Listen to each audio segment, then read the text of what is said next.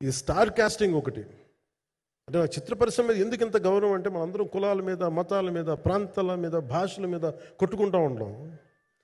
But any film industry take in this world, especially Indian film industry, దీనికి there is no caste discrimination, there is no region discrimination, there is no religion discrimination, nothing. It's purely your creative potentiality, purely your creative ability. నువ్వు చిరంజీవి గారి తమ్ముడు కావచ్చు, చిరంజీవి గారి కొడుకు కావచ్చు, లేదంటే ఇంకొకళ్ళు అబ్బాయి కావచ్చు, మేనల్లుడు కావచ్చు, ఇట్ డజంట్ మ్యాటర్. నీకు టాలెంట్ లేకపోతే నువ్వు నిలబడలేవు, నీకు సత్తా లేకపోతే నువ్వు ఇక్కడ ఉండలేవు. అది నా కొడుకైనా సరే.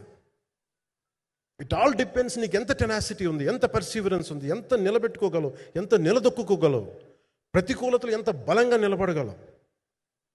ఒక నిర్మాత సినిమా తీయడం అంటే ఒక యజ్ఞం చేయడం లాంటిది. తిట్లు తినాలి, ఇబ్బందులు